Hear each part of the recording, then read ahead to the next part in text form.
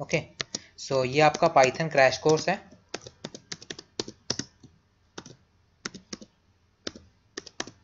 Okay, इसमें सबसे पहले हम क्या कवर करेंगे, बेसिक प्रोग्राम कंस्ट्रक्शन। ओके, कि हम कैसे एक पाइथन के प्रोग्राम को कंस्ट्रक्ट कर सकते हैं। बिल्कुल, अगर एक बेसिक प्रोग्राम कंस्ट्रक्ट करना है तो वो सबसे पहले देखेंगे। ओके, जिसमें मेरे पास दो मेन फंक्शन आते हैं बेसिक प्रोग्राम कंस्ट्रक्शन में। एक तो मेरा होता है इनपुट फंक्शन, ओके, और एक होता है मेरा प्रिंट फंक्शन। ओके, सो इन्हें हम डिटेल में पढ़ेंगे। तो इसके बाद हम ऑपरेटर्स पढ़ेंगे। ओके, कि पाइथन में हम कौन कौन से ऑपरेटर्स यूज करते हैं और कैसे यहाँ पे कैलकुलेशंस परफॉर्म करते हैं। ओके, और इसके बाद हम यहाँ पर कुछ डेटा टाइप्स देखेंगे और डेटा स्ट्रक्चर्स देखेंगे जो पाइथन के अंदर होते हैं। ओके, डेटा टाइप्स जैसे कि आपका इंटीजर हो गया, फ्लोट हो गया और कॉम्प्लेक्स हो गया। ओके, और इसके अलावा डेटा स्ट्रक्चर्स भी देखेंगे जैसे कि आपकी लिस्ट हो गई, टपल्स हो गए, डिक्शनरी हो गई, सेट हो गए। ओके, ये सब चीज़ें हम इसमें कवर करेंगे data types and data structures में। ओके, उसके अलावा कुछ कंट्रोल स्टेटमेंट्स देखेंगे यहाँ पर। ओके, कौन कौन सी कंट्रोल स्टेटमेंट्स, जैसे कि आपकी कंडीशनल स्टेटमेंट और आइटरेटिव स्टेटमेंट।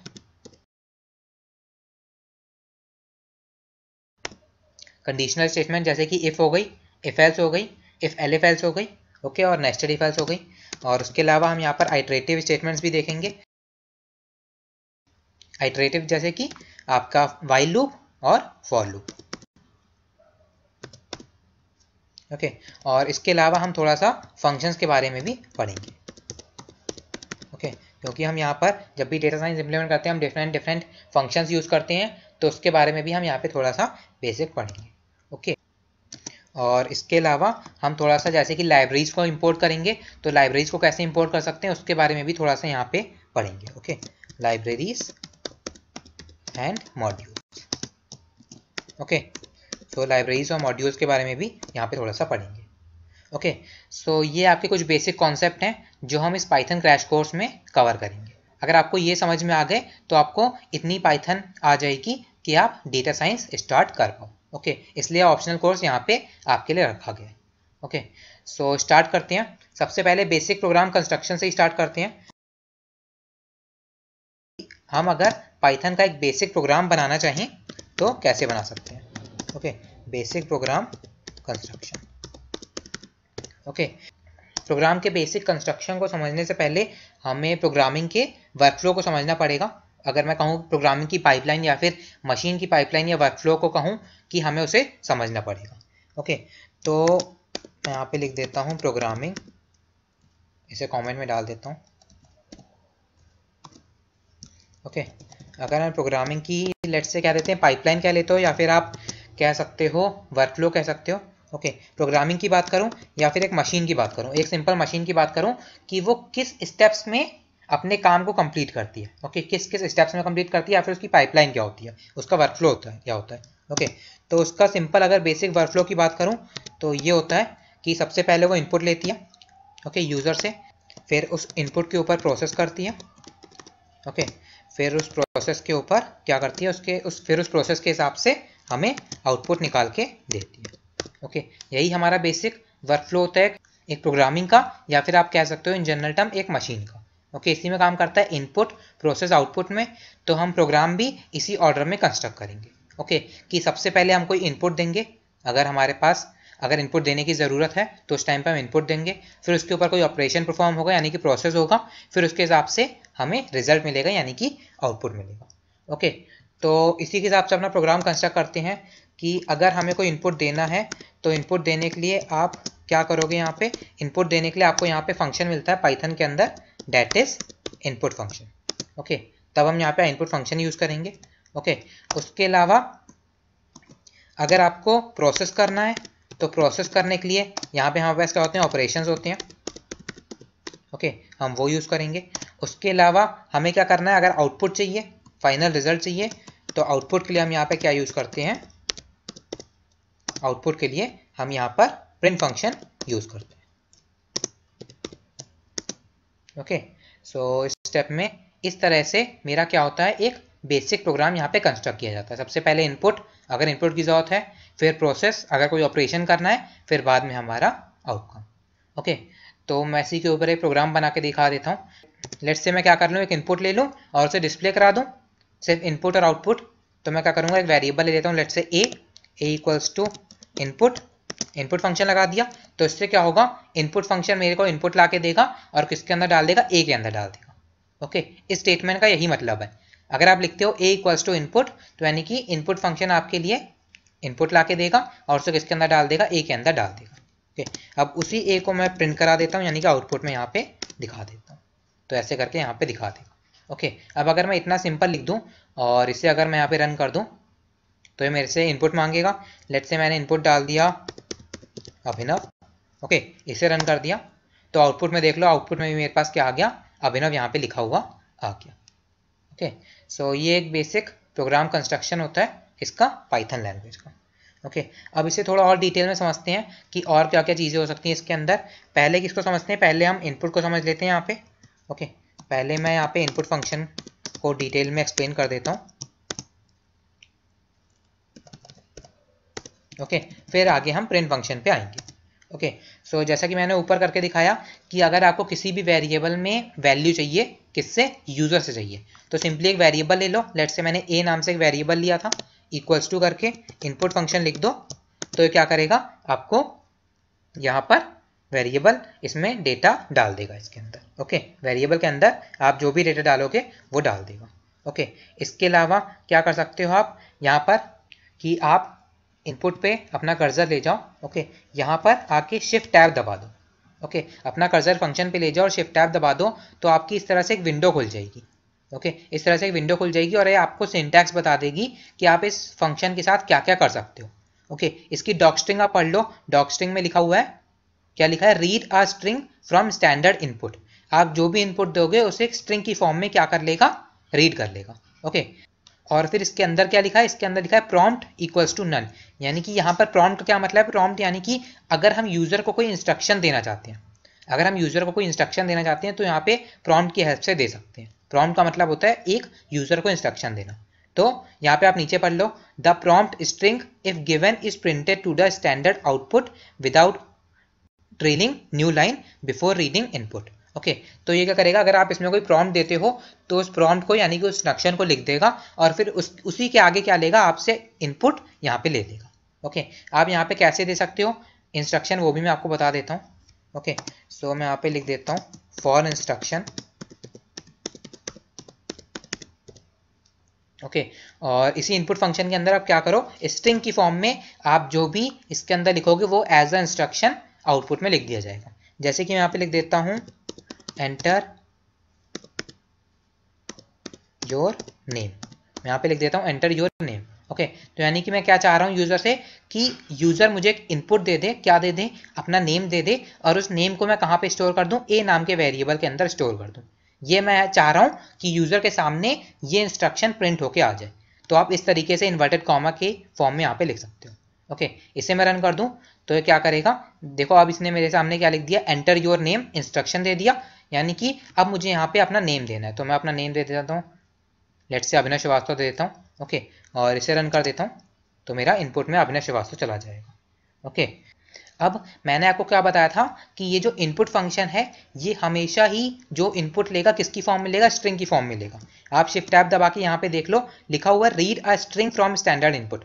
ये जब भी इनपुट लेगा किस फॉर्म में लेगा, स्ट्रिंग की फॉर्म में लेगा। आप यहाँ पे टाइप चेक कर सकते हो, आपको यहाँ पे एक फंक्शन मिलता है टाइप के नाम से। ओके, ये टाइप फंक्शन किसके लिए यूज होता है, अगर आपको किसी भी अपने डेटा का टाइप चेक करना है। डेटा टाइप्स हम बनाते हैं, integer type, float type, string type. Okay, तो अगर आपको किसी भी डेटा का टाइप चेक करना है तो आप इस टाइप फंक्शन की हेल्प से यहाँ पे चेक कर सकते हो। ओके, तो अगर इसके अंदर मैं क्या डाल दूँ, इनपुट डाल दूँ। ओके, इनपुट फंक्शन मैं इसी के अंदर डाल देता हूँ, टाइप फंक्शन के अंदर, और इसे मैं रन कर दूँ तो पहले तो ये मुझसे एक इनपुट मांगेगा। ओके, इस इनपुट में मैंने क्या डाल दिया, लेट्स से मैंने डाल दिया 67, मैंने डाल दिया 67, जो कि मेरा क्या है, जो कि मेरा इंटीजर है। 67 मेरा इंटीजर है, लेकिन इनपुट फंक्शन बाय डिफॉल्ट क्या लेता है, स्ट्रिंग लेता है। ओके, तो अगर इसे मैं रन करता हूँ तो देखो इसने मुझे आउटपुट में क्या दिया, str, यानी कि ये मेरा क्या है, ये एक स्ट्रिंग है। 67 भले ही मेरा एक नंबर है लेकिन वो इन्वर्टेड कॉमा की फॉर्म में स्ट्रिंग के अंदर स्टोर है। ओके, वैसे ही अगर मैं इसे दोबारा रन कर दूं और इस बार अगर मैं कोई नेम डाल देता हूँ, लेट्स से अभिनव ही डाल देता हूँ। ओके, तो अभिनव मेरा क्या, अभिनव मेरा टेक्स्ट है, तो वो स्ट्रिंग की फॉर्म में तो वो तो आएगा ही, तो वो भी देख लो मेरा स्ट्रिंग की फॉर्म में।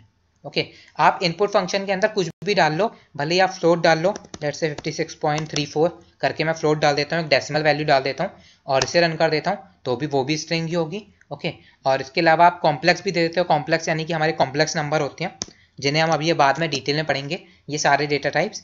लेट्स से मैं ऐसे करके कॉम्प्लेक्स नंबर दे देता हूँ 5 + 6j और इसे रन कर देता हूँ, तो ये भी मेरा स्ट्रिंग है। ओके, सब कुछ मेरा एक स्ट्रिंग की फॉर्म में यहाँ पे स्टोर करता है, कौन, मेरा इनपुट फंक्शन।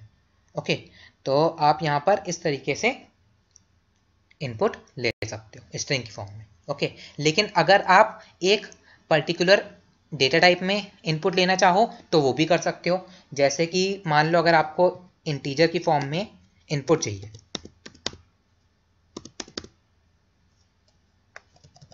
यहाँ पे लिख देता हूँ take input as an integer, take input as an integer with the help of int। Okay, आप ये int फंक्शन आपको मिलता है यहाँ पर। ओके, जैसे कि टाइप फंक्शन आपको क्या मिलता है, किसी भी डेटा का टाइप पता करने के लिए int फंक्शन क्या करता है, आपके डेटा को कन्वर्ट करता है। जैसे कि अगर आपको कोई भी डेटा स्ट्रिंग से इंटीजर में कन्वर्ट करना है तो आप int फंक्शन यहाँ पर यूज कर सकते हो। ओके, तो मैं क्या करूँ, यहाँ पर int फंक्शन यूज करूँ। ओके, इसके अंदर मैं क्या करूँ, इनपुट डाल दूँ, इन फंक्शन के अंदर मैं क्या डाल दूं, इनपुट डाल दूं और इसे रन कर दूं, तो ये क्या करेगा, मेरे से इनपुट मांगेगा। मैंने 56 यहाँ पे डाल दिया। ओके, अब इस बार ये जो मेरा 56 यहाँ पर आया है, ये जो 56 आया है ये एक इंटीजर है, अब यहाँ पे स्ट्रिंग नहीं है।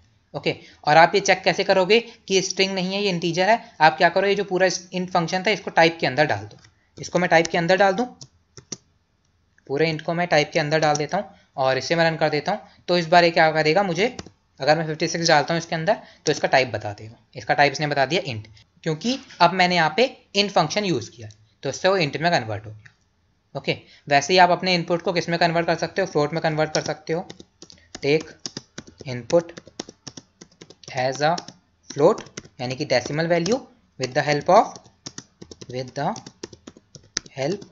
Of float. ओके, आप फ्लोट फंक्शन की हेल्प से क्या कर सकते हो, अपने किसी भी इनपुट को फ्लोट की फॉर्म में ले सकते हो। ओके, तो मैं यहाँ पे डाल देता हूँ फ्लोट फंक्शन, इसके अंदर डाल देता हूँ इनपुट फंक्शन। ओके, और इसे रन कर देता हूँ। अब इनपुट लेट से डाल देता हूँ 23.89। ओके, ये मेरा क्या है, फ्लोट की फॉर्म में। इसका टाइप चेक कर लो, इस पूरे को मैं टाइप के अंदर डाल देता हूँ, टाइप फंक्शन के अंदर, और इसे मैं रन कर देता हूँ। 34.66, ये देखो इसने मुझे इसका टाइप बता दिया कि कौन सा टाइप है, फ्लोट है, क्योंकि मैंने यहाँ पे फ्लोट में उसे कन्वर्ट कर लिया था, उसके बाद मैंने इसका टाइप चेक करा है यहाँ पे। ओके, तो ये फ्लोट टाइप का मेरा डेटा हो गया। ओके, इस तरीके से आप इनपुट भले ही बाय डिफॉल्ट स्ट्रिंग में आपका डेटा लेता है, लेकिन आप उसे डिफरेंट डेटा टाइप्स में कन्वर्ट कर सकते हो। किसकी हेल्प से, टाइप कन्वर्जन मेथड की हेल्प से। जैसे कि आपका एक टाइप कन्वर्जन मेथड हो गया इंट, एक हो गया फ्लोट, वैसे स्ट्रिंग के लिए आपको str मिलता है। ओके, मैं यहाँ पे स्ट्रिंग यूज करके नहीं दिखा रहा हूँ क्योंकि आपका इनपुट फंक्शन जो होता है वो बाय डिफॉल्ट str ही लेता है। ओके, जब हम डेटा टाइप्स और डेटा स्ट्रक्चर्स को और डिटेल में पढ़ेंगे तब इन सारे डेटा टाइप्स को और अच्छे से समझेंगे। ओके, सो और क्या क्या कर सकते हो आप इनपुट फंक्शन के अंदर, आप इनपुट फंक्शन के अंदर /n भी यूज कर सकते हो। आप इनपुट फंक्शन के अंदर ऐसा भी कर सकते हो कि इंस्ट्रक्शन आप एक लाइन में दे दो और इनपुट आप दूसरी लाइन में ले लो। ओके, जैसे कि मैं यहाँ पे लिख देता हूँ input enter your name. Okay, इसे मैं लिख देता हूँ और इसे मैं एक वेरिएबल नेम के अंदर डाल देता हूँ। ओके, और यहाँ पे मैं नेम के बाद क्या लगा देता हूँ, /n लगा देता हूँ। ओके, यहाँ पर पाइथन लैंग्वेज के अंदर हम /n यूज़ करते हैं, किस लिए, जब भी हमें नेक्स्ट लाइन में जाना होता है, जब भी हमें नेक्स्ट लाइन में जाना होता है तो अब हम वहाँ पे /n यूज़ करते हैं। ओके, सो मैं इसे रन कर देता हूँ यहाँ पर, तो ये क्या करेगा, देखो इसने एक लाइन में क्या लिख दिया, एंटर योर नेम लिख दिया, और दूसरी लाइन में अब मेरे से इनपुट मांग रहा है। तो यहाँ पे मैंने अभिनव श्रीवास्तव डाल दिया और इसे मैं रन कर देता हूँ, तो अभिनव श्रीवास्तव जो इनपुट आएगा वो मेरा नेक्स्ट लाइन से जाएगा। ओके, इस तरीके से आप इंस्ट्रक्शन पहली लाइन में देख के इनपुट दूसरी लाइन में भी ले सकते हो। ओके, इस तरीके से डिफरेंट डिफरेंट ऑपरेशंस आप यहाँ पे परफॉर्म कर सकते हो, किसकी हेल्प से, इनपुट की हेल्प से। ओके, और अब आगे प्रिंट फंक्शन देख लेते हैं। ओके, प्रिंट फंक्शन किस लिए यूज होता है, आउटपुट के लिए यूज होता है print function. Okay, so print function के अंदर आप क्या दे सकते हो, आउटपुट। जब भी आपको आउटपुट दिखाना हो तो आप प्रिंट फंक्शन यहाँ पर यूज कर सकते हो। ओके, जैसे कि ये प्रिंट फंक्शन है, आप यहाँ पे जाओ। ओके, और यहाँ पे आके शिफ्ट टैब दबा दो। ओके, शिफ्ट टैब दबा दो तो आपको पूरा सिंटैक्स बता देगा कि आप प्रिंट फंक्शन के साथ क्या क्या कर सकते हो, क्या क्या इसके पैरामीटर्स हैं और ये किस तरीके से काम करता है। ओके, डॉक्स्ट्रिंग पढ़ लो इसकी, prints the value to a string. Okay, string की फॉर्म में मेरा आउटपुट प्रिंट करता है। ओके, और यहाँ पे इंपॉर्टेंट पैरामीटर्स क्या हैं, आपका वैल्यू पैरामीटर है, यानी कि आप यहाँ पे वैल्यू दे सकते हो। यहाँ पे ट्रिपल डॉट लगी, यानी कि आप 2 या 2 से ज़्यादा वैल्यूज़ भी दे सकते हो। ओके, उसके अलावा वैल्यूज़ को सेपरेट कर सकते हो। अगर मान लो आप वैल्यूज़ के बीच चाहते हो थोड़ा सेपरेशन आए, थोड़ा सा स्पेस आए उनके बीच, और स्पेस ले लेके वो लोग प्रिंट करें, वो भी आप कर सकते हो यहाँ पे। ओके, अगर आप नेक्स्ट लाइन में चाहते हो आउटपुट आए, वो भी आप कर सकते हो। आप फाइल बाहर से लेना चाहो, आप वो भी कर सकते हो। ओके, ये सब काम आप यहाँ पर कर सकते हो। ओके, तो करके देखते हैं कि करके सबसे पहले वैल्यू प्रिंट करके देखते हैं। मान लो मुझे कोई इंटीजर वैल्यू लेट से प्रिंट करनी है। ओके, मैं 5 डाल देता हूँ और इसे रन कर देता हूँ, तो ये क्या करेगा, आउटपुट मुझे 5 प्रिंट कर देगा। ओके, उसके अलावा लेट से मुझे फ्लोट वैल्यू प्रिंट करनी है, तो मैं वो भी डाल देता हूँ 34.12 और इसे रन कर देता हूँ, तो फ्लोट वैल्यू यहाँ पे प्रिंट कर देगा। ओके, इसके अलावा मान लो मुझे स्ट्रिंग वैल्यू प्रिंट करनी है, तो मैं यहाँ पे स्ट्रिंग वैल्यू भी प्रिंट कर सकता हूँ। इसके अंदर डाल देता हूँ अभिनव श्रीवास्तव। ओके, और इसे रन कर देता हूँ, तो ये स्ट्रिंग वैल्यू भी मेरी यहाँ पे प्रिंट कर देगा। ओके, अब अगर ये तीनों वैल्यूज़ मैंने अलग अलग प्रिंट करी है, मैं एक साथ प्रिंट कराना चाहूँ तो एक साथ भी प्रिंट करा सकता हूँ। मैं एक ही प्रिंट फंक्शन ले लेता हूँ। ओके, और इसके अंदर तीनों वैल्यूज़ डाल देते हैं। कैसे डाल देंगे, पहली वैल्यू मैंने डाल दी, कॉमा लगा दो, दूसरी वैल्यू डाल दो 34.12, फिर तुम्हारा कॉमा लगा दो, तीसरी वैल्यू डाल दो अभिनव श्रीवास्तव। ओके, इस तरीके से आप 2 या 2 से ज़्यादा वैल्यूज़ एक साथ भी प्रिंट करा सकते हो। ओके, मैं इसे रन कर देता हूँ, तो ये क्या करेगा, तीनों वैल्यूज़ एक साथ यहाँ पे प्रिंट कर देगा। ओके, उसके अलावा मैंने आपको क्या बताया था, यहाँ पे आप सेपरेशन ले सकते हो डेटा के बीच। अगर यहाँ पे सेपरेशन लेना चाहो तो आप सेपरेशन यहाँ पे ले सकते हो। जैसे कि मैं यहाँ पे लास्ट में एक और पैरामीटर डाल देता हूँ SEP के नाम से। ओके, SEP के नाम से सेपरेशन पैरामीटर मिलता है आपको। यहाँ पे आप जो भी वैल्यू दोगे इसके बीच, वो यहाँ पे इन सब वैल्यूज़ के बीच आ जाएगी। जैसे अगर मैं 3 स्पेस दे दूँ, अगर मैं separation equals to inverted comma लगाऊं और 3 स्पेस दे दूं, तो ये जो तीनों वैल्यूज़ हैं इनके बीच इतना स्पेस यहाँ पर आ जाएगा। देखो इतना स्पेस आ गया। ओके, मैं स्पेस को और बढ़ा दूं तो स्पेस और ज़्यादा बढ़ जाएगा।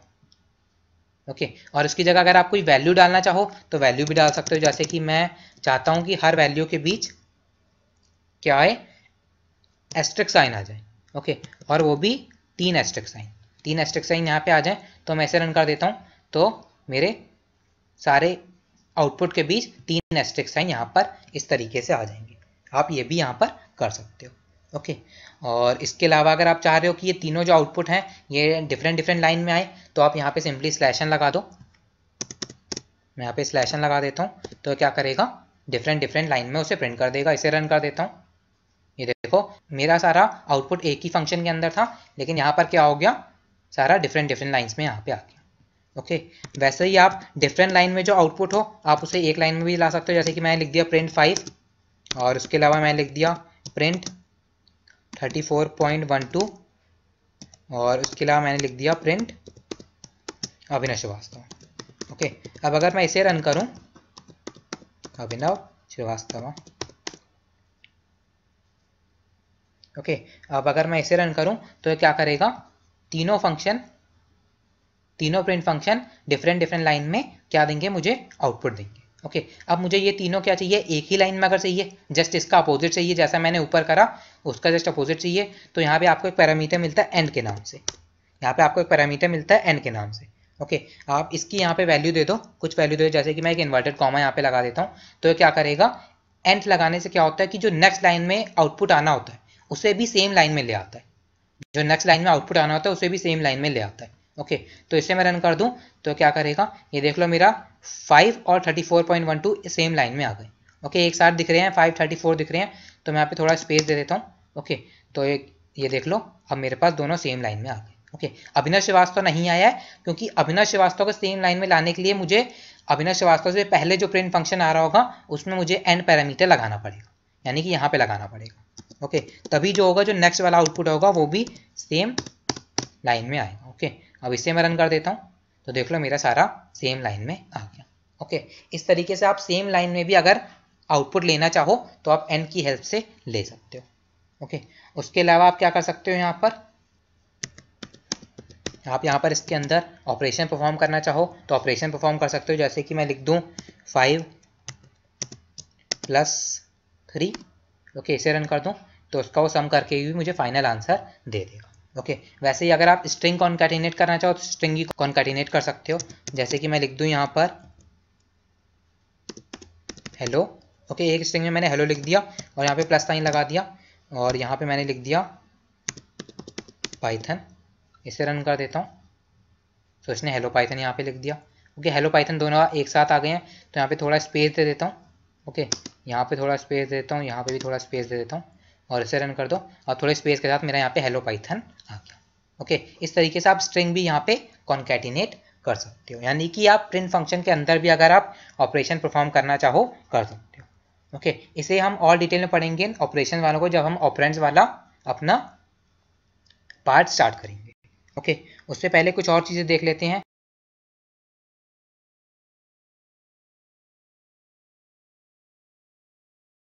लेट्स से मैं डालता हूँ यहाँ पे प्रिंट फंक्शन के अंदर फ्लोट फंक्शन मैंने लिख दिया प्रिंट फंक्शन के अंदर। ओके, यानी कि जो भी मेरे पास वैल्यू हो उसे फ्लोट में कन्वर्ट करके मुझे दे दे यहाँ पे। जैसे कि मैंने 56 डाल दिया। ओके, और इसे मैं रन कर देता हूँ तो 56 मेरा इंटीजर है तो 56 का सबसे पहले फ्लोट निकालेगा फिर उसे प्रिंट कर देगा। ओके, इसे मैं रन कर दूँ तो देख लो मुझे क्या मिल गया 56.0। 56.0 मेरा क्या है, फ्लोट नंबर है। वैसे इसका अपोजिट कर लेते हैं। जैसे कि मैं यहाँ पे इन डाल देता हूँ। ओके, और इसके अंदर मैं लिख देता हूँ 67.33 और इसे मैं रन कर देता हूँ तो 67.33 का ये मुझे इंटीजर दे देगा जो मेरा होगा 67। ओके, इस तरीके से आप एक प्रिंट फंक्शन के अंदर भी ऑपरेशन परफॉर्म करना चाहो तो कर सकते हो। ओके, सो अब और आप यहाँ पे क्या कर सकते हो, अब यहाँ पे आपका जैसे कि हम इनपुट फंक्शन और प्रिंट फंक्शन की बात कर रहे हैं तो पाइथन लैंग्वेज के अंदर आपके जो फंक्शन होते हैं वो एज अ वैल्यू होल्डर भी आप उन्हें यूज़ कर सकते हो। ओके, जैसे कि अगर मैं क्या करता था प्रिंट फंक्शन के अंदर ऐसे 5 लिख देता था। ओके, तो 5 मेरी एक वैल्यू होती थी और इसे मैं रन करता था तो मुझे यहाँ पे 5 वैल्यू मिल जाती थी। ओके, लेकिन अब मैं इसकी जगह डायरेक्ट इनपुट फंक्शन भी डाल सकता हूँ। ओके, पाइथन में आपको यहाँ पे एडवांटेज मिलता है कि आप पूरा एक इनपुट फंक्शन यहाँ पे डाल सकते हो। ओके, इसकी हेल्प से आप इनपुट ले सकते हो फिर उसे आप प्रिंट फंक्शन की हेल्प से प्रिंट करा सकते हो। ओके, अब अगर मैं इसे रन करूँ तो ये मेरे से क्या मांगेगा, इनपुट मेरे से मांगेगा, मैं यहाँ पे 5 डाल दूंगा तो यहाँ पे ये देख लो मेरे पास नीचे यहाँ पे 5 प्रिंट होके आ जाएगा। ओके, इस तरीके से आप प्रिंट फंक्शन के अंदर भी अगर इनपुट लेना चाहो तो आप डायरेक्टली भी ले सकते हो। ओके, यही हमारा एक एडवांटेज होता है पाइथन के अंदर, जिसकी हेल्प से पाइथन के प्रोग्राम्स का जो लाइन ऑफ कोड होता है, जो मैंने आपको LOC बताया था लाइन ऑफ कोड, वो यहाँ पर काफ़ी कम होता है। ओके, तो इसके अंदर भी आप इंस्ट्रक्शन दे सकते हो। जैसे कि आप सिंपल आपका इनपुट फंक्शन काम करता है। ओके, एंटर योर नेम करके मैं दे देता हूँ तो भी ये बिल्कुल वैसे ही काम करेगा जैसे नॉर्मली काम करता था। ओके, इससे आपका लाइन ऑफ कोड भी काफ़ी ज़्यादा कम हो जाएगा। ओके, ऐसे करके आप यूज़ कर सकते हो। और इसके साथ भी अगर आप ऑपरेशन परफॉर्म करना चाहो तो ऑपरेशन परफॉर्म कर सकते हो। जैसे कि मैं क्या करूँ, यहाँ पर इससे इनपुट ले लूँगा। ओके, और इनपुट फंक्शन हमेशा ही स्ट्रिंग में लेता है इनपुट, तो मैं स्ट्रिंग को लेट्स से कॉन्कैटिनेट भी कर सकता हूँ। किसके साथ, लेट्स से श्रीवास्तवा के साथ कॉन्कैटिनेट कर देता हूँ। ओके, और इसे मैं रन कर देता हूँ तो भी ये बिल्कुल अच्छे से काम करेगा, बिना किसी प्रॉब्लम के काम करेगा। ओके, सो मैंने यहाँ पे अभिनव डाल दिया। ओके, और इस अभिनव को मैं रन कर देता हूँ तो आउटपुट में देख लो मेरे पास अभिनव श्रीवास्तवा यहाँ पर लिख के आ गया। ओके, तो आप इनपुट फंक्शन को एज अ वैल्यू होल्डर भी यूज़ कर सकते हो। ओके, उसके अलावा और किस काम के लिए यूज़ कर सकते हो आप, अगर यहाँ पे लेट्स से इंटीजर वैल्यू को ऐड या सब्सट्रैक्ट करना चाहो तो वो भी कर सकते हो। ओके, लेकिन उसके लिए पहले आपको अपने डेटा को इंटीजर में कन्वर्ट करना पड़ेगा। ओके, जैसा कि मैंने आपको बताया था कि जो हमारा इनपुट फंक्शन होता है वो बाय डिफ़ॉल्ट किस में लेता है, स्ट्रिंग में आंसर लेता है। ओके, तो मैं क्या करूँगा, ये मेरा इनपुट फंक्शन है। ओके, और इसमें मैं क्या करता हूँ, इसके साथ ऐड कर देता हूँ लेट्स से 40। ओके 40 मैं इसका ऐड कर देता हूँ, जो भी मुझे यहाँ पे इनपुट मिलेगा। लेकिन इनपुट फंक्शन से मुझे इनपुट किस में मिलेगा, स्ट्रिंग की फॉर्म में मिलेगा। तो मैं उस स्ट्रिंग को किस में कन्वर्ट कर लूँ, इंटीजर में कन्वर्ट कर लूँ। ये देखो मैंने इनपुट फंक्शन को इन के अंदर डाल दिया, मैंने इनपुट फंक्शन को इन के अंदर डाल दिया। अब इनपुट फंक्शन से तो मुझे इनपुट मिल जाएगा, इन फंक्शन उसे इंटीजर में कन्वर्ट कर देगा, फिर इंटीजर में कन्वर्ट होने के बाद मैं उसे 40 से प्लस कर सकता हूँ, क्योंकि 40 मेरा इंटीजर है। ओके इसे मैं रन कर देता हूँ और लेट्स से यहाँ पे डाल देता हूँ 30, मैं 30 डाल दिया और उसे रन कर देता हूँ। तो देखो मुझे आंसर में यहाँ पे 70 मिल गया। ओके सो इस तरीके से आप क्या कर सकते हो, यहाँ पर एडिशन सब्सट्रैक्शन भी इस तरीके से परफॉर्म कर सकते हो। ओके मेरा पॉइंट मेन ये है कि आप यहाँ पे इनपुट फंक्शन को एज अ वैल्यू होल्डर कहीं पर भी किसी भी जगह पे यूज़ करना चाहो तो यूज़ कर सकते हो। ओके एज लॉन्ग एज उसका सिंटैक्स नहीं टूटना चाहिए। Okay syntax as it is रहना चाहिए। ओके सो ये आपके प्रिंट फंक्शन और इनपुट फंक्शन हो गए। ओके जो आपके बेसिक प्रोग्राम कंस्ट्रक्टर में यूज़ होते हैं। आप इस तरह से डिफरेंट तरीके से आप इन दोनों फंक्शन को यूज़ कर सकते हो और अपना बेसिक प्रोग्राम की कंस्ट्रक्शन स्टार्ट कर सकते हो। ओके अब थोड़ा और डिटेल में आते हैं। अभी तक तो हमने इनपुट और आउटपुट पढ़ा। इनपुट में हमने इनपुट फंक्शन पढ़ा, आउटपुट में हमने प्रिंट फंक्शन पढ़ा। अब बीच में जो हमारा प्रोसेस वाला काम है, जिसमें हमें डिफरेंट ऑपरेशन परफॉर्म करने पड़ते हैं, डिफरेंट टास्क कंप्लीट करने पड़ते हैं, वो वाला पार्ट एक बार देख लेते हैं। ओके तो उसी में ही आपका पहला आता है ऑपरेटर।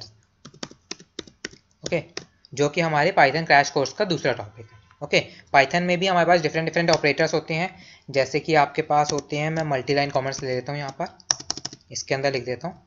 ओके यहाँ पे भी आपके पास डिफरेंट ऑपरेटर्स होते हैं, जैसे कि आपके अर्थमेटिक ऑपरेटर हो गया। ओके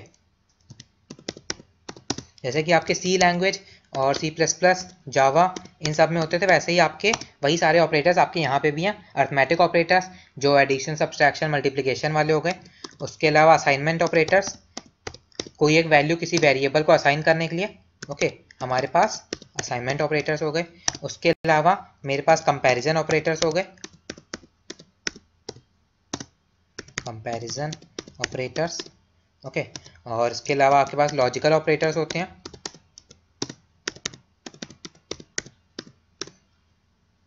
ओके और आइडेंटिटी ऑपरेटर्स होते हैं आपके पास पाइथन के अंदर।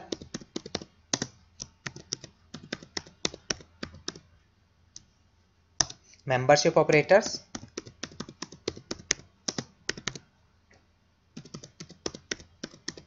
और बिटवाइज ऑपरेटर्स। ओके सो ये डिफरेंट ऑपरेटर्स हैं जो हमें पाइथन के अंदर मिलती हैं। अब इन सबको एक एक करके डिटेल में पढ़ते हैं। ओके सबसे पहले अर्थमेटिक ऑपरेटर से स्टार्ट करता हूँ। अर्थमेटिक हमारे वही हो गए सिंपल एडिशन, सब्सट्रैक्शन, मल्टीप्लिकेशन और डिवीजन वाले। ओके तो आप यहाँ पर क्या कर सकते हो, पाइथन के अंदर किसी दो वैल्यूज़ का एडिशन कर सकते हो। लेट्स से मैंने एक डाल दी 5 और दूसरी मैंने डाल दी, ए बीच में प्लस का साइन लगा दिया। ओके और 3 डाल दिया। ओके तो इन दोनों का मुझे एडिशन मिल जाएगा यहाँ पे। इसे मैं रन कर देता हूँ। ओके और सब्सट्रैक्शन कर सकते हो उसी तरीके से, 5 - 3 तो आपको क्या मिल जाएगा, सब्सट्रैक्शन मिल जाएगा, 2 मिल गया। ओके और मल्टीप्लिकेशन आप यहाँ पे कर सकते हो। मैंने लिख दिया 5*3। ओके मल्टीप्लिकेशन के लिए हम यहाँ पे एस्ट्रिक साइन यूज़ करते हैं, तो ये आपको इसका प्रोडक्ट दे देगा। ओके और डिवीजन साइन आप यूज़ कर सकते हो, जैसे कि मैंने यहाँ पे डाल दिया 5/3। फॉरवर्ड स्लैश आप यूज़ करते हो किसके लिए, डिवाइड के लिए, तो आपको डिवाइड दे देगा। ओके अब ये मुझे जो डिवाइड मिला है यहाँ पे किसकी फॉर्म में मिला है, फ्लोट की फॉर्म में मिला है। ओके अगर आपको इस डिवाइड को क्वोशिएंट और रिमाइंडर में सेपरेट करना है तो क्वोशिएंट के लिए आप क्या कर सकते हो, यहाँ पे डबल फॉरवर्ड स्लैश लगा दो। ओके तो ये क्या करेगा, यहाँ इससे उसका क्वोशिएंट मिल जाएगा। आपका जो डबल स्लैश होता है, मैं यहाँ पे लिख देता हूँ, जो आपका ये डबल स्लैश होता है ये किसके लिए होता है, ये होता है आपका क्वोशिएंट के लिए। ओके मैं यहाँ पे कमेंट में डाल देता हूँ इसे।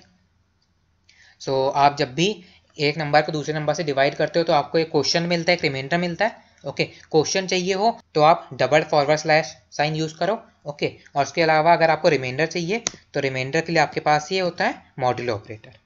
ओके इसकी हेल्प से आपको यहाँ पे रिमाइंडर मिल जाएगा।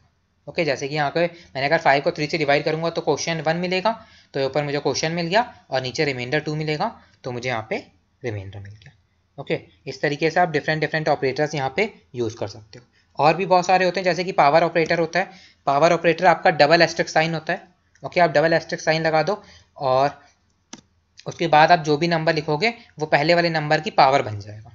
ओके, यहाँ पे थोड़ा आप सिंटैक्स का ध्यान रखना। ओके, कि आप जो पहला नंबर लिखोगे डबल एस्टेरिस्क साइन से पहले वो आपका एक्चुअल नंबर होगा, और डबल एस्टेरिस्क साइन के बाद जो आप नंबर लिखोगे वो आपकी पावर होगी। इसका मतलब है 5 की पावर 3। ओके, या फिर आप 5 का क्यूब कह सकते हो, सेम। ओके, तो इसे मैं रन कर देता हूँ, तो मुझे 5 का क्यूब यानी कि 125 यहाँ पर दे देगा। ओके, इस तरीके से आप पावर यूज़ कर सकते हो। और अब हम यहाँ पे अरिथमेटिक ऑपरेटर्स की बात कर ही रहे हैं तो उनकी प्रेसिडेंस की भी बात कर लेते हैं। ओके, यहाँ पे भी जैसे कि एक सिंपल मैथ्स में ऑपरेटर्स की प्रेसिडेंस होती है, वैसे ही यहाँ पर भी होती है। जैसे कि अगर मैं लिख दूँ 5 + 3 * 5 + 2। ओके, अब अगर मैं स्टेटमेंट लिखता हूँ तो इसमें आपको पता होगा कि प्रोडक्ट की प्रेसिडेंस एडिशन से ज़्यादा होती है। ओके, प्रोडक्ट की प्रेसिडेंस एडिशन ज़्यादा होती है, तो पहले वो क्या करेगा, मल्टीप्लाई करेगा। ओके, 3 5 = 15, और 15 में फिर क्या ऐड कर देगा, 5 और 2 ऐड कर देगा, तो 15 + 5 20, और 20 + 2 22। तो इसे रन करके देख लो तो मुझे क्या मिल जाएगा, 22 यहाँ पे आंसर मिल जाएगा, क्योंकि पहले वो एस्ट्रिक को सॉल्व करेगा। एस्ट्रिक यानी कि पहले वो प्रोडक्ट को सॉल्व करेगा, फिर आगे जाके वो एडिशन पर आएगा यहाँ पे। ओके, तो पहले मेरे को 3 × 5 मिल गया 15, 15 + 5 20, 20 + 2 22। ओके, इस तरीके से 22 मिल गया।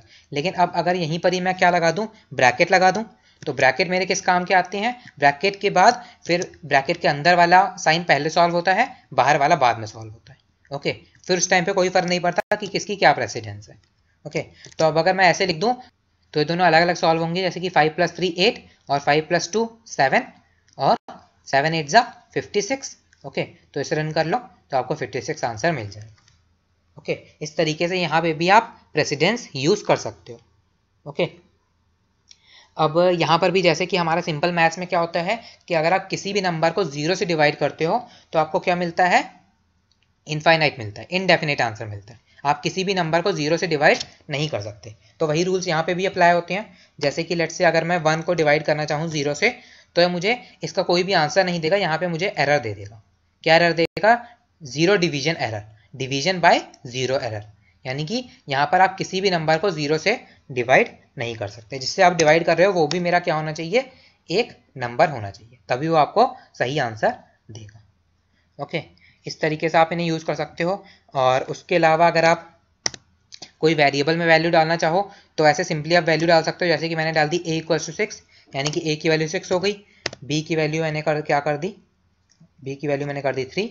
ओके, और इसके बाद मैं क्या कर रहा हूँ, मैं लेट से प्रिंट करा देता हूँ। क्या प्रिंट करा देता हूँ, a और लेट से डबल एस्टेरिस्क b। ओके, मैंने क्या लिख दिया, a डबल एस्टेरिस्क b। तो यही मैंने आपको ऊपर करके दिखाया था, बस यही काम अब मैंने प्रिंट फंक्शन के अंदर किया है। ओके, आप प्रिंट फंक्शन के अंदर भी अपनी कैलकुलेशन कर सकते हो। मैंने अभी थोड़े टाइम पहले बताया था।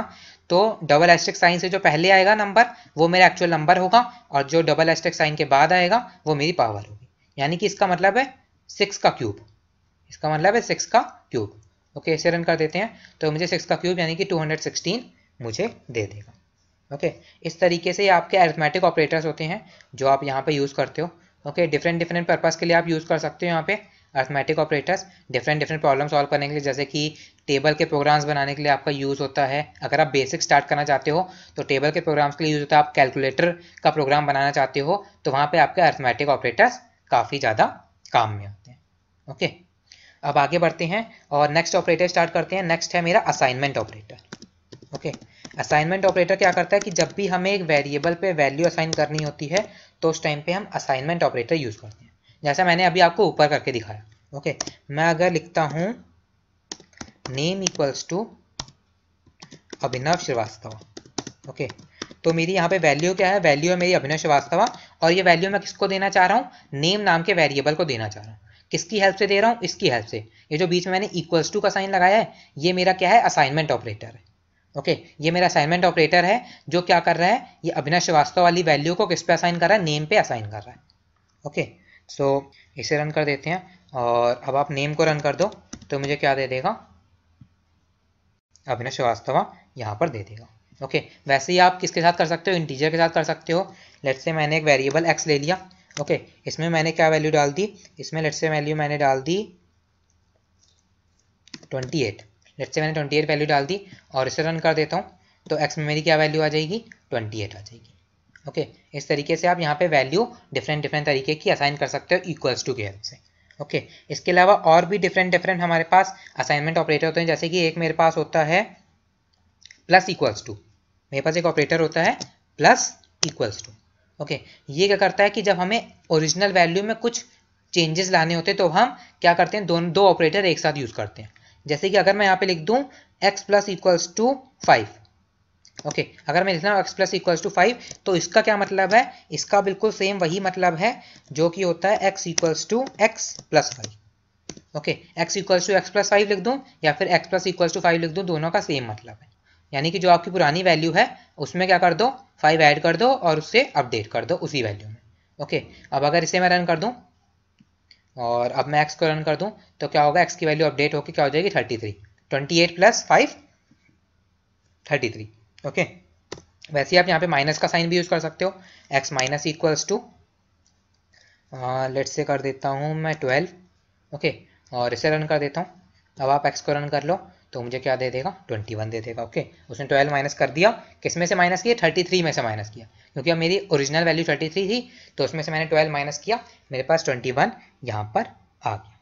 ओके, इस तरीके से और डिफरेंट ऑपरेटर्स हैं। असाइनमेंट ऑपरेटर आप यहाँ पे यूज़ कर सकते हो, जैसे कि आपको मैंने अभी ऊपर हमने जो यूज़ करे अर्थमेटिक के अंदर वो सारे आप यहाँ पे यूज़ कर सकते हो। ओके, सो जैसे कि पावर वाला हो गया, तो मेरे पास लेट्स से 21 है, मुझे 21 का स्क्वायर चाहिए, तो मैं क्या लिख दूंगा, 21 double asterisk equals to 2। Okay, तो इसका वही मतलब है x equals to x double asterisk 2। Okay, same मतलब है, तो मुझे क्या कर दे देगा, x का स्क्वायर दे देगा, तो 21 का स्क्वायर यानी कि 441 मुझे यहाँ पे मिल गया।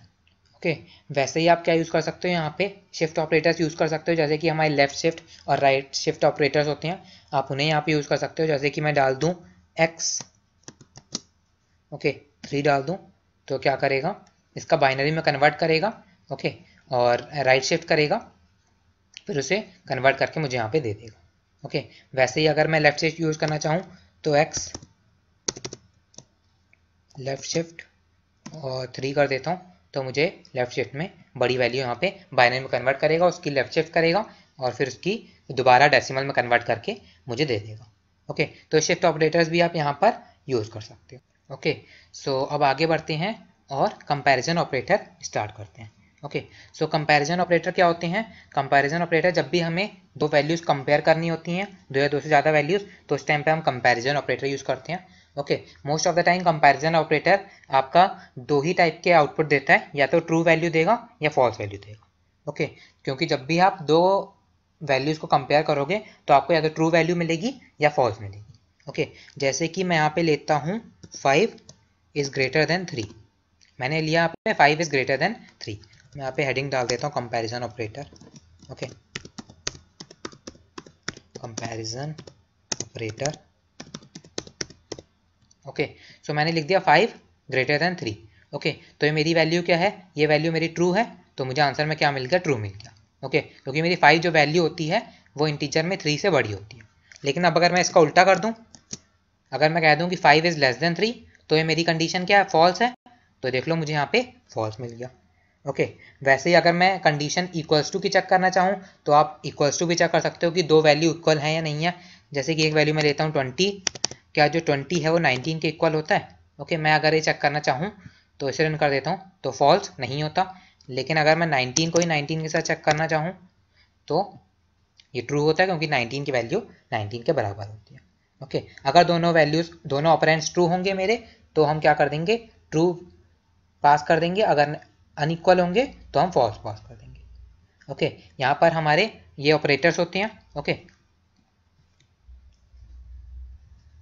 अब वैसे ही अगर आप नॉट इक्वल्स टू के चेक करना चाहो तो नॉट इक्वल्स टू के लिए भी चेक कर सकते हो। तो नॉट इक्वल्स टू फॉल्स तब देगा जब मेरी वैल्यू इक्वल होंगी।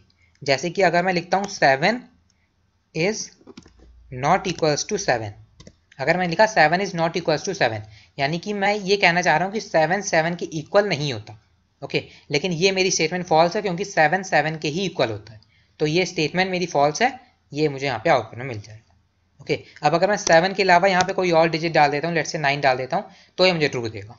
ओके, यानी कि मुझे अब इस टाइम पे कोई ऐसी वैल्यू देनी होगी जो 7 के इक्वल ना हो। ओके, इस तरीके से आप यहाँ पे not equals to sign use करते हो। उसके अलावा आप यहाँ पे ग्रेटर देन इक्वल्स टू वाला साइन यूज़ कर सकते हो।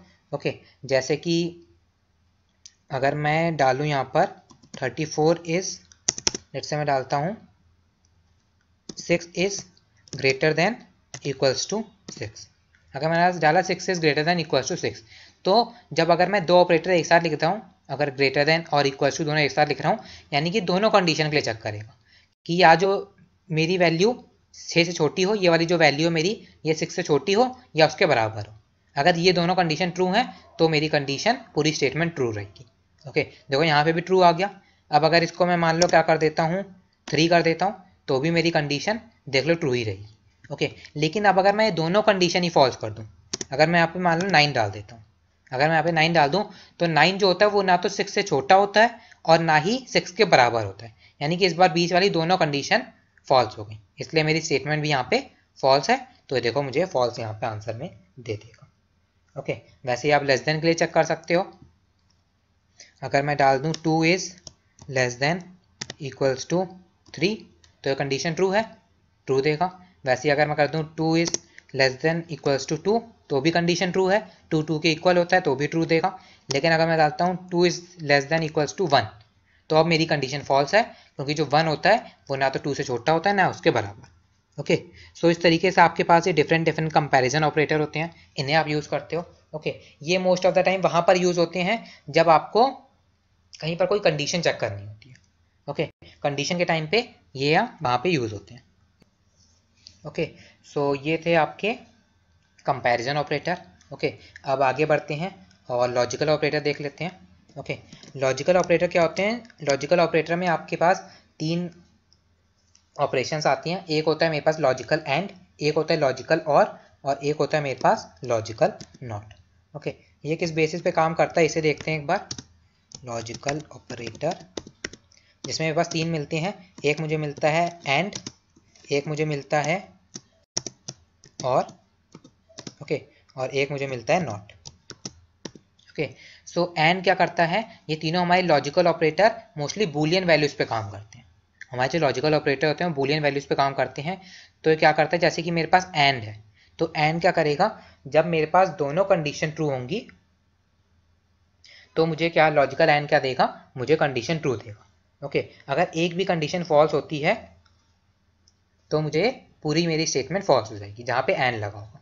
ओके, और क्या करेगा कि मेरे पास 2 वैल्यूज दी हुई हैं, 2 बूलियन वैल्यूज दी हैं। ओके, एक बूलियन वैल्यू भी अगर उन दोनों में से ट्रू है तो मेरी पूरी स्टेटमेंट ट्रू है। ओके, अगर दोनों मेरे पास बूलियन वैल्यूज हैं और दोनों बूलियन वैल्यू में से एक भी बूलियन वैल्यू मेरी ट्रू है तो मेरा क्या है, मेरी कंडीशन ट्रू है, पूरी स्टेटमेंट ट्रू है। नॉट क्या करेगा, नॉट आपको जो भी आपकी बूलियन वैल्यू होगी उसके जस्ट अपोजिट वैल्यू आपको दे देगा। ओके, उसकी जस्ट अपोजिट वैल्यू आपको दे देगा। ओके, लॉजिकल ऑपरेटर आपके तब काम में आते हैं जब हमें 2 या 2 से ज़्यादा कंडीशन चेक करनी होती है। ओके, मैंने जैसे ऊपर आपको कंपैरिजन ऑपरेटर बताया जो हमेशा किस में आंसर देता है, मुझे ट्रू या फॉल्स की फॉर्म में देता है, यानी कि ये मेरी बूलियन वैल्यूज़ हैं। तो ऐसी ही बूलियन वैल्यूज़ जब हमें 2 या 2 से ज़्यादा चेक करनी होती हैं तो हम वहाँ पे एंड और या नॉट यूज़ करते हैं। ओके, तो इसे इम्प्लीमेंट करके देखते हैं। जैसे मैं सबसे पहले एक बूलियन वैल्यू ले लेता हूँ। मैंने एक वेरिएबल लिया a और उसमें मैंने डाल दिया ट्रू। ओके, एक लिया मैंने b और इसमें मैंने डाल दिया फॉल्स। ओके, और एक c ले लेता हूँ, c में मैंने क्या डाल दिया, ट्रू डाल दिया। और एक d ले लेता हूँ, d में मैंने क्या डाल दिया, फॉल्स डाल दिया। ओके, 2 मैंने ट्रू वैल्यू ले ली और 2 मैंने फॉल्स वैल्यू ले ली। ओके, अब मैंने आपको क्या बताया कि एंड ट्रू तब देगा जब मेरी दोनों कंडीशन क्या होंगी, ट्रू होंगी। ओके, यानी कि अगर मैं यहाँ पे पास कर दूं a और यहाँ पे लिख दूं and c, a and c, a मेरा क्या है देख लो ट्रू है, c भी मेरा क्या है, ट्रू है, मेरी दोनों कंडीशन ट्रू हैं। ओके, जब दोनों कंडीशन ट्रू होती हैं तभी मेरा ट्रू होती है। तो देख लो इसने मुझे यहाँ पे ट्रू दे दिया। ओके, अब अगर एक भी कंडीशन में फॉल्स कर दूं, जैसे कि यहाँ पे b दे देता हूँ, a एंड b दे देता हूँ, b मेरा फॉल्स है तो मुझे क्या दे देगा, तभी मुझे फॉल्स देगा। ओके, अब अगर एक भी कंडीशन मेरी फॉल्स है तो ये मुझे फॉल्स दे देगा। लेकिन आपका और ऑपरेटर ऐसे काम नहीं करता। अगर मैं ऑपरेंड वही रहने दूँ, ऑपरेंड मैं a और b रहने देता हूँ और इसके बीच में इस बार मैं और लगा देता हूँ, इस बार मैं और लगा देता हूँ a और b, तो a मेरा क्या है, ट्रू है, b मेरा क्या है, फॉल्स है। लेकिन मैंने आपको क्या बताया कि और ऑपरेटर जो होता है वो कैसे काम करता है कि अगर दोनों वैल्यूज में से एक भी वैल्यू मेरी ट्रू है तो मुझे फाइनल वैल्यू ट्रू मिलेगी। तो देख लो मुझे ट्रू मिल गई। ओके, और में क्या होता है कि फॉल्स होने के लिए दोनों कंडीशन फॉल्स होनी चाहिए, दोनों मुझे फॉल्स रखनी पड़ेंगी, तभी जाके मुझे क्या देगा, फॉल्स देगा, वरना उसके अलावा ये मुझे ट्रू देगा। अगर मैं मान लो दोनों ट्रू रख देता हूँ, जैसे कि मैं यहाँ पे ए रख देता हूँ और यहाँ पे सी रख देता हूँ, ओके, तो कंडीशन अभी भी ट्रू हो रही है कि एक भी कोई कंडीशन ट्रू होनी चाहिए, तो मेरा पूरी स्टेटमेंट ट्रू रहेगी। ओके, अब अगर एक को मैं फॉल्स कर दूँ, ए और बी कर दूँ, तो भी मेरा ये ट्रू रहेगा।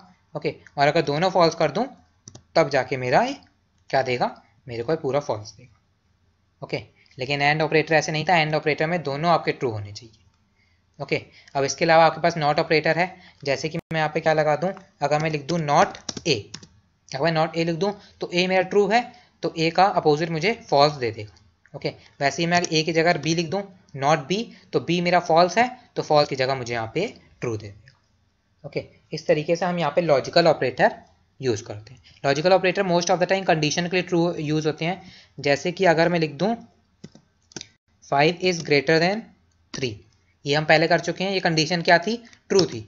ओके, और मैं यहाँ पे लिख दूं एंड लगा के लिख दूं 7 is less then 2, 7 is less then 2। मैं दो कंडीशन दी, एक condition the 5 is greater then 3 और दूसरी मैंने condition the 7 is less then 2। Okay, तो पहली कंडीशन आप देख लो मेरी क्या है, पहली कंडीशन मेरी ट्रू है, लेकिन दूसरी कंडीशन मेरी यहाँ पे फॉल्स है, दूसरी कंडीशन फॉल्स है, तो मुझे इसका पूरे का आंसर क्या मिलना चाहिए, एन लगा है बीच में। ओके, एन लगा है तो पूरे का आंसर मुझे क्या मिलेगा, फॉल्स मिलेगा, क्योंकि एन में दोनों कंडीशन ट्रू होनी चाहिए, तभी मुझे फाइनल आंसर ट्रू मिलता है। ओके, इसे रन कर दो, देख लो मुझे फॉल्स मिल गया। अब अगर मैं यहाँ पे अगर एक सिंपल साइन चेंज कर दूँ, 7 इज ग्रेटर देन 2 कर दूँ, तो अब मेरी ये वाली कंडीशन भी ट्रू है और ये वाली कंडीशन भी ट्रू है, यानी कि मेरी दोनों कंडीशन ट्रू हैं, तो ये क्या करेगा, तब मुझे उस केस में ट्रू रिटर्न करेगा। ओके, वैसे ही मैं क्या कर दूं, इसे वापस चेंज कर दूं 7 इज लेस देन 2, यानी कि इसे दोबारा एक कंडीशन मैंने फॉल्स कर दी, ये वाली कंडीशन मैंने फॉल्स कर दी, तो एंड में तो ये मुझे फॉल्स ही दे रहा था, लेकिन अगर एंड की जगह मैं और लगा दूं, तो और ऑपरेटर कैसे काम करता है कि एक भी कंडीशन ट्रू होगी तो मुझे ट्रू देगा, तो इसे रन कर दो तो मुझे ट्रू मिल जाएगा यहाँ पे। ओके, इस तरीके से यहाँ पे काम करता है।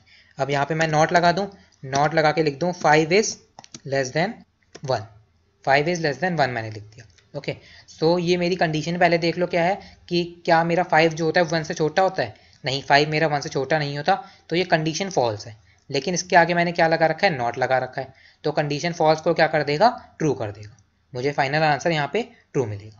ओके, इस तरीके से लॉजिकल ऑपरेटर्स हम यहाँ पर यूज़ करते हैं। ओके, सो जब आगे प्रोग्राम्स बनाएंगे हम, अभी बहुत सारे प्रोग्राम्स बनाएंगे जिसमें हमें कंडीशन यूज़ करनी पड़ेंगी, तो उस टाइम पे ये एंड और नॉट काफ़ी काम आएगा। ओके, इसके बाद हमारा लॉजिकल ऑपरेटर के बाद आता है बिटवाइज ऑपरेटर। ओके, बिटवाइज क्या करता है, बिटवाइज में भी हमारे पास बिटवाइज एंड होता है, बिटवाइज और होता है, बिटवाइज नॉट होता है, जो क्या करते हैं हमारे नंबर को पहले बाइनरी में कन्वर्ट करते हैं, ओके, फिर उसके ऊपर काम करते हैं, ये होते हैं मेरे बिटवाइज ऑपरेटर। ओके, सो इसको समझने के लिए पहले थोड़ा सा हम एक एग्जाम्पल देखेंगे इसका, मैं इसे कमेंट में डाल देता हूँ और नीचे एक मल्टी लाइन कमेंट ले लेता हूँ। ओके, मल्टी लाइन कमेंट ले लेता हूँ। सो लेट्स से मुझे किसका बिटवाइज चाहिए, मुझे बिटवाइज चाहिए 4 और 2 के बीच का, मुझे 4 और 2 के बीच का बिटवाइज चाहिए, तो यहाँ पे मैं क्या लगाऊंगा, यहाँ पे हम ये वाला साइन लगाऊंगा। अगर मुझे बिटवाइज एंड चाहिए तो एंड वाला ये वाला साइन लगेगा। ओके, अगर मुझे बिटवाइज और चाहिए तो और के लिए आपका ये वाला साइन लगेगा। ओके, और के लिए आपका ये वाला साइन लगेगा। ओके, सो इन दोनों को करके देखते हैं, पहले 4 और 2 के बीच का एंड देखते हैं। ओके, अगर मैं 4 और 2 के बीच का एंड की बात करूं तो 4 का सबसे पहले बाइनरी मुझे चाहिए होगा। 4 का बाइनरी मेरे पास क्या होता है, 4 का बाइनरी मेरे पास होता है 100, 100 मेरा 4 का बाइनरी होता है। ओके, और उसके अलावा मेरा 2 का बाइनरी क्या होता है, 2 का बाइनरी मेरा होता है 010, ये मेरा 2 का बाइनरी होता है। ओके, अब अगर मैं यही चीज़ निकालना चाहूँ, इसका 4 एंड 2 निकालना चाहूँ, मैं इसे यहाँ से डिलीट करके नीचे ले आता हूँ। ओके,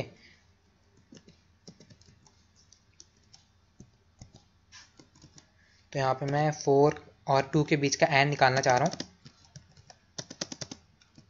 तो क्या होगा 4 और 2 के बीच का एंड आप क्या कर दो, जो बिट बाय बिट इसे चेक कर लो। एंड क्या होता है, आपका कॉन्सेप्ट वही है कि एंड कैसे काम करता है कि दोनों कंडीशन मेरी ट्रू होनी चाहिए। ओके, ट्रू को हम 1 से दिखाते हैं अगर बिट की फॉर्म में अगर देखना चाहें, और फॉल्स को हम 0 से यहाँ पे दिखाते हैं। ट्रू मेरा 1 होता है, फॉल्स मेरा 0 होता है। ओके, तो देख लो मेरी दोनों यहाँ पे फॉल्स हैं। आप सेम बिट को उसी के नीचे ऊपर नीचे चेक करो। ओके, तो लास्ट वाली डिजिट को आप 4 की लास्ट वाली डिजिट को आप 2 की लास्ट वाली डिजिट के साथ कंपेयर करो, तो देख लो दोनों मेरे 0 हैं, तो लास्ट वाली डिजिट मेरी क्या हो जाएगी, 0 हो जाएगी। ओके, वैसे उससे पहले क्या है मेरे पास 0 और 1। ओके, एक कंडीशन फॉल्स है लेकिन एक ट्रू है, लेकिन मैं एंड निकालना चाह रहा हूँ। यहाँ पे एंड निकालना चाह रहा हूँ, तो 0 और 1 के बीच का एंड क्या होगा, 0 होगा, तो ये भी 0 हो गया। ओके, और उसके अलावा यहाँ पर 1 और 0 यानी कि एक कंडीशन ट्रू है, दूसरी कंडीशन अभी भी फॉल्स है। ये फर्स्ट वाली चेक कर लो, दोनों की बिट, 4 की पहली बिट और 2 की पहली बिट चेक कर लो, तो 4 की पहली 1 है, 2 की पहली 0 है, तो यानी कि मेरा फाइनल क्या होगा, 0 होगा। तो यहाँ पे 0 मेरे पास आ जाएगा। 000 यानी कि मेरा 4 और 2 के बीच का एंड क्या होगा, 0 होगा। ओके, तो चेक कर लेते हैं इसी को। एक नया यहाँ पे सेल ले लेता हूँ और मैं यहाँ पे डाल देता हूँ 4 बिटवाइज एंड 2। ओके, और इसे रन कर देता हूँ। ये देख लो मुझे क्या मिल गया, 0 यहाँ पे आंसर मिल गया। ओके, इसका क्या हो गया, मेरा दोबारा इसको डेसिमल में कन्वर्ट कर दिया गया, तो इसका डेसिमल मेरे पास दोबारा 0 हो जाएगा। लेकिन अगर मैं और की बात करूं तो और में क्या होता है, और में हम एक भी कंडीशन ट्रू होती है तो मेरी पूरी कंडीशन ट्रू होती है। ओके, सो 4 की लास्ट बिट है 0, 2 की लास्ट बिट है 0, यानी कि मेरी फाइनल बिट 0 है, तो यहाँ पे मैं 0 लिख दूंगा। ओके, अब 4 की दूसरी बिट है, सेकेंड लास्ट बिट है 0, लेकिन 2 की सेकेंड लास्ट बिट है 1। और मैंने क्या बताया था कि और के केस में एक भी अगर कंडीशन ट्रू होती है तो हम ट्रू लेते हैं। एक 0 है लेकिन एक 1 मेरे पास अवेलेबल है, तो मेरा यहाँ पे क्या हो जाएगा, 1 हो जाएगा। ओके, वैसे यहाँ पे देख लो 4 का पहला 1 है और 2 का पहला 0 है, तो यहाँ पे 1 आ जाएगा। ओके, तो इस तरीके से मेरा क्या बन गया, 110 बन गया। 110 मेरा क्या होता है, 110 मेरी 6 की वैल्यू होती है। अगर इसको मैं डेसिमल में कन्वर्ट करना चाहूँ तो 6 होता है। तो आप 4 और 2 के बीच का और निकाल लो, 4 और 2, तो देख लो ये मुझे क्या मिल जाएगा, 6 यहाँ पे आंसर मुझे मिल गया। ओके, इस तरीके से मेरा बिटवाइज यहाँ पर क्या करता है, काम करता है। ओके, सो इस तरीके से आप बिटवाइज यहाँ पर यूज़ कर सकते हो। और इसके अलावा आपको एक्सॉर मिलता है यहाँ पे। ओके, एक्सॉर क्या होता है, एक्सक्लूसिव और कहते हैं। इसमें क्या होता है कि अगर मेरे पास डिजिट सेम होंगी तो मुझे क्या मिलेगा, करेक्ट आंसर मिलेगा। ओके, तब मुझे ट्रू मिलेगी वैल्यू। अगर मेरी डिजिट डिफरेंट होंगी तो मुझे फॉल्स मिलेगा। तो अगर मैं इसी का निकालना चाहूँ तो और का एक्सॉर का हमारे पास ये साइन होता है, 4 मैं लिखूँगा और मैं ये साइन लगा दूंगा, ये आपका एक्सॉर का साइन होता है, और 2 लिख दूंगा। तो यानी कि इसकी वैल्यू क्या हो जाएगी मेरे पास, इसकी वैल्यू हो जाएगी 0 और 1 क्या है, मेरे डिफरेंट हैं, तो मैं यहाँ पे क्या लिख दूंगा, 1 लिख दूंगा। और 0 और 1 डिफरेंट है तो 1 लिख दूंगा, और 0 0 सेम है तो मैं 0 लिख दूंगा। ओके, और इसे मैं रन कर तो मेरा क्या आ जाएगा, 110 आ गया। 110 में किसकी वैल्यू होती है, 6 की वैल्यू होती है। तो आप 4 और 2 के बीच का एक्सॉर निकाल लो, ये देखो मुझे यहाँ पे 6 वैल्यू मिल गई। ओके, सो इस तरीके से आप क्या करते हो, यहाँ पे एक्सॉर यूज करते हो। उसके अलावा आपके पास राइट शिफ्ट और लेफ्ट शिफ्ट भी यहाँ पे होता है, बिटवाइज राइट शिफ्ट और बिटवाइज लेफ्ट शिफ्ट, जो आपको क्या करेगा, बिटवाइज में कन्वर्ट करेगा, फिर उसकी राइट शिफ्ट या लेफ्ट शिफ्ट करेगा। ओके, तो अगर मैं 4 की बिटवाइज करना चाहूँ 2 के साथ, तो मुझे इसकी बिटवाइज राइट शिफ्ट करके मुझे बता देगा 1 आ गई। ओके, इसी की मैं राइट शिफ्ट करना लेफ्ट शिफ्ट करना चाहूँ तो ये मुझे लेफ्ट शिफ्ट करके बता देगा 16 होगी। ओके, इस तरीके से आप बिटवाइज भी यहाँ पर यूज कर सकते हो। ओके, सो ऐसे ही आपके पास आइडेंटिटी ऑपरेटर होते हैं। आइडेंटिटी ऑपरेटर क्या किस लिए यूज़ होते हैं, जैसे कि आपका डबल इक्वल्स टू साइन होता था जो इक्वल्स टू इक्वालिटी चेक करता था, वैसे ही आपके आइडेंटिटी ऑपरेटर होते हैं। ओके, आइडेंटिटी ऑपरेटर में आपको बता देता हूँ, हमारे पास 2 होते हैं। एक मेरे पास होता है इज और एक मेरे पास होता है इज नॉट। ओके, एक होता है इज और एक होता है इज नॉट। तो मैं यहाँ पे कॉमा डाल देता हूँ और इसे कमेंट में डाल देता हूँ। ओके, सो इसे भी करके देख लेते हैं। जैसे कि मैंने एक वेरिएबल ले लिया, let's say a equals to 10 और मैंने एक ले लिया b equals to 20। Okay, a equals to 10 और b इक्वल्स टू 20। अब मैं यहाँ पे अगर चेक कर रहा हूँ a इज b, की ओके कि क्या ए बी है, तो अगर इसे मैं रन करता हूँ तो ये मुझे क्या दे रहा है, फॉल्स दे रहा है यहाँ पे, क्योंकि ए की वैल्यू 10 है, ए मेरा अलग है और बी मेरा अलग है, ये दोनों सेम नहीं है। ओके सो इसलिए मेरे कंडीशन यहाँ पे पूरी स्टेटमेंट फॉल्स है। अगर मैं यहाँ पे नॉट लगा दूँ कि क्या ए बी नहीं है, ए इज़ नॉट बी, और इसे रन कर दूँ तो मुझे ये कंडीशन ट्रू दे देगा, क्योंकि इस बार ए जो होता है बी के बी नहीं है। ओके वैसे ही मैं यहाँ पे क्या कर लूँ, ए इज़ नॉट ए कर दूँ ओके कि क्या ए नहीं है, तो एक मेरी कंडीशन फॉल्स है क्योंकि ए ही है। ओके वैसे ही मैं यहाँ पे क्या कर दूँ, अगर ए इज़ ए कर दूँ तो मुझे इसके बीच बता देगा कि क्या ए होता है, तो हाँ ए ही है, तो ये मेरी कंडीशन यहाँ पे ट्रू। ओके तो ये आपके आइडेंटिटी ऑपरेटर होते हैं। ओके इसके अलावा आपके पास मेंबरशिप ऑपरेटर एक होते हैं। मेंबरशिप ऑपरेटर हम किस लिए यूज़ करते हैं कि जब भी हमें किसी सीक्वेंस या फिर डेटा स्ट्रक्चर या कलेक्शन में कोई एलिमेंट ढूंढना होता है, तब हम यहाँ पे मेंबरशिप फंक्शन यूज़ करते हैं। ओके मेंबरशिप ऑपरेटर, तब हम यहाँ पे मेंबरशिप ऑपरेटर यूज़ करते हैं। ओके सो मेंबरशिप में मेरे पास दो आते हैं, एक मेरे पास होता है इन और एक मेरे पास होता है नॉट इन। एक होता है इन और एक मेरे पास होता है नॉट इन। ओके इन हम तब यूज़ करते हैं कि जब हमें चेक करना होता है कि हाँ वो उसके अंदर अवेलेबल है एलिमेंट, और नॉट इन हम तब यूज़ करते हैं जब हमें ये कंफर्म करना होता है कि उसके अंदर नहीं।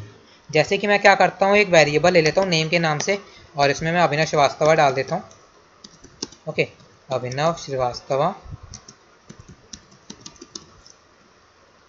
और इसके बाद एक वेरिएबल ले लेता हूँ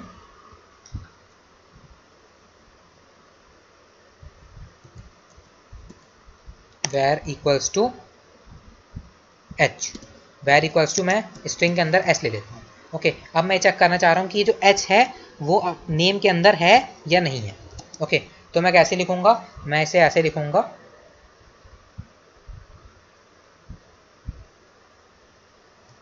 where in name, where in name लिखूंगा। ओके और इसे रन कर दूंगा तो देख लो इसने मुझे कंडीशन क्या दी थी, ट्रू दे दी, क्योंकि where में मेरा क्या स्टोर है, h स्टोर है। h मेरा क्या है, h मेरा एक लेटर है जो किसके अंदर है, अभिनव के अंदर। यहाँ पे h मेरा अवेलेबल है, इसलिए इसने यहाँ पे ट्रू दे दिया। ओके जैसे कि अगर मैं यहाँ पे k डाल दूँ, अगर वेरिएबल की वैल्यू मैं k कर दूँ तो k मेरा क्या है, अभिनव श्रीवास्तव के अंदर नहीं है। अगर इसे मैं रन करता हूँ तो अब ये फॉल्स देगा, क्योंकि अब where जो है नेम के अंदर नहीं है। ओके तो यार मेंबरशिप ऑपरेटर हम और भी यूज़ करेंगे जब हम डेटा स्ट्रक्चर्स को और डिटेल्स में हम वहाँ पे पढ़ेंगे। जब हम लिस्ट यूज़ करते हैं, हम टपल्स यूज़ करते हैं, हम डिक्शनरी यूज़ करते हैं, तब ये आपके यूज़ होते हैं इन और नॉट इन, तो हम वहाँ पे इन्हें और डिटेल में करके देखेंगे। ओके सो इसी के साथ यहाँ पर हमारा ऑपरेटर वाला पार्ट फिनिश होता है।